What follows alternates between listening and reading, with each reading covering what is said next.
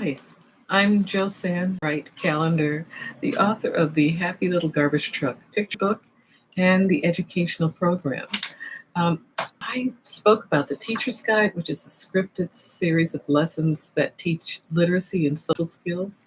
And also, I mentioned yesterday that the Student's Activity Guide has a huge amount of activities for learning literacy, but in its tiered system that I created, there are pages that are just coloring pages where the child can review the story and actually create their own version of the story by recounting what happened and then writing their dialogue or narrative at the bottom. So, I just really love the system. It's fantastic. I've used it in tutoring students that I've tutored personally just to see if it worked well, and it did. The thing that I like especially is that it challenges a child with a vocabulary that is a little bit above primary, but in learning these words, it gives a child self confidence that they're able to read and tackle literature that's at a higher level. Excuse me, I've got my window open to get some air. It's pretty warm today.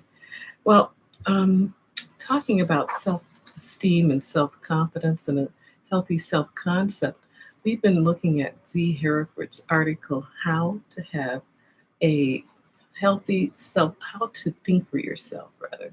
And I had written my notes down, but I'm going to just go right into it. So, in Z. Hereford's article, she had 5 really strong components that she covered, and we've gotten to the fourth one. Develop a strong sense of self, which is sometimes how I get the title confused, but it's how to think for yourself from the base of knowing who you are, and that's your strong sense of self, being well informed so that you're not really relying on secondhand information. You're doing the research yourself, looking at various sources, not just relying on what we're being fed. It takes a lot of work, but it's so rewarding. Um, Being flexible, that is truly one thing that leads into number 4, because when we're inflexible, we're not willing to give up our standard operating procedures. We're just going to, go along to the thing that we always did. And then when things happen that aren't on our agenda, we're kind of flummoxed. So as I said, an OT showed me that, sometimes there's surprises that are rewarding.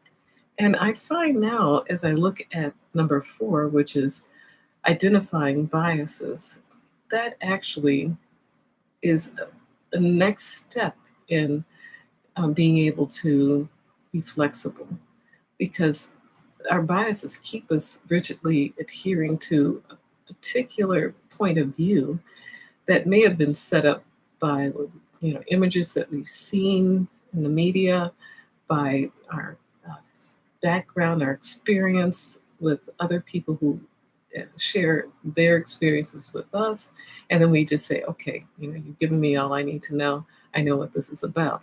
So and creates a bias. So Richard Lavoie's social autopsy, I loved that because it gives us a chance to take a little closer look at what's going on. How did the other person react? And we can extrapolate how they felt, and then determining a new approach and just doing it. Sounds easy, and I know it's harder than it seems, but sometimes having someone close to you give you a read on your own biases is perfect. But at other times, you could do this for yourself. And that leads me to my own personal story of having, well, everyone has biases. And I came face to face with mine on the first day of school when at a new school, I had Parents' Day, which, I was teaching collaborative kindergarten at that point. And I was looking at all of my parents, and all of a sudden I saw one parent who looked like he came out of casting for Sons of Anarchy. I mean, this guy had tattoos pretty much all over his head, his face, his neck. And I was saying, oh my, I hope this is not one of my parents. And, fear that I had, which is false evidence appearing real, was that this person was going to be really hard to work with. He might have really fixed opinions and he may be a bit prejudiced. I didn't know. I was wrong. This parent turned out to be one of my best parents ever.